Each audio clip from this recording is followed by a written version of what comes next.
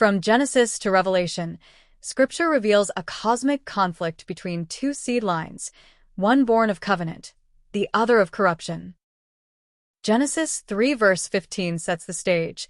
I will put enmity between you and the woman, and between your seed and her seed.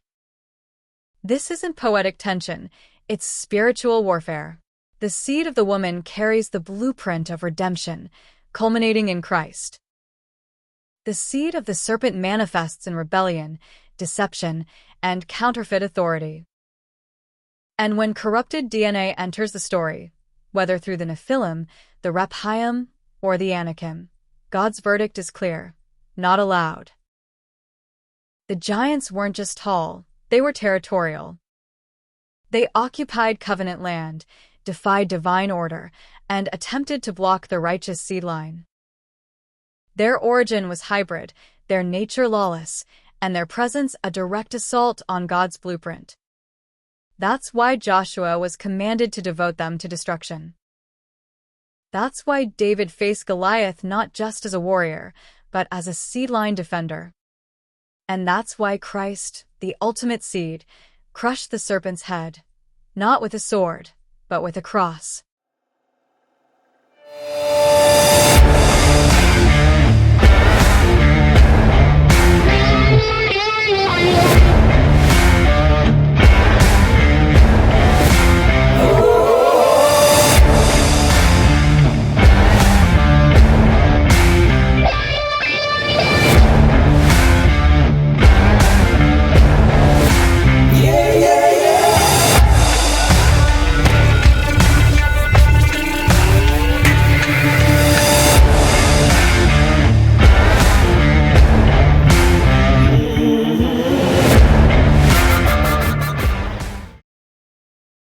This message isn't about ancient history, it's about present discernment. Today, the corrupted seed line still builds platforms, ideologies, and movements that resist truth and exalt rebellion. But heaven's standard hasn't changed. God doesn't redeem rebellion's blueprint. He restores his own. In this teaching, we'll trace the seed line war, expose the traits of corrupted DNA, and equip believers to stand as covenant carriers in a culture of compromise. Because in the courts of heaven, the verdict is final: corrupt DNA not allowed. That phrase, "thou shalt not kill," comes from the Ten Commandments, specifically Exodus 20 verse 13 in the King James Version. In Hebrew, the original phrase is lo tertzak, which more precisely translates to "you shall not murder." Kill is a broad term that can include accidental death, self-defense, or warfare.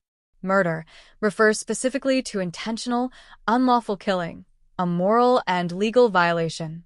Yes, Joshua was commanded to destroy entire populations in Canaan, including Jericho, but this was a specific act of divine judgment, not a general endorsement of violence. In Joshua 6 verse 21, after the fall of Jericho, the Israelites utterly destroyed everything in the city, man and woman, young and old, oxen, sheep, and donkeys, with the edge of the sword. This was part of a broader command to conquer Canaan and eliminate its inhabitants, including the Hittites, Amorites, Canaanites, Perizzites, Hivites, and Jebusites. See Deuteronomy 7 verses 1-2. Divine judgment.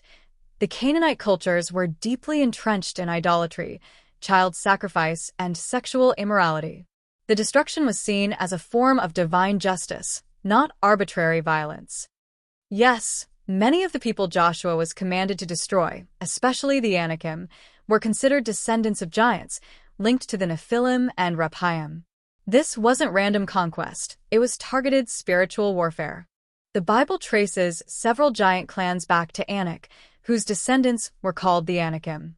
These were among the inhabitants of Canaan that terrified the spies in Numbers 13:33. Rephaim, mentioned in Deuteronomy 2 verse 11 and 3:11, including King Og of Bashan, whose bed was over 13 feet long. We saw the Nephilim there, we seemed like grasshoppers in our own eyes. Rephaim, mentioned in Deuteronomy 2 verse 11 and 3:11, including King Og of Bashan, whose bed was over 13 feet long. Zamzummim and Emim, also described as giant-like peoples, Deuteronomy 2 verses 10 to 21. Goliath, a Philistine champion from Gath, possibly descended from the Rephaim. The conquest of Canaan wasn't just about land, it was about spiritual confrontation. The inhabitants represented entrenched opposition to God's covenant, character, and redemptive plan.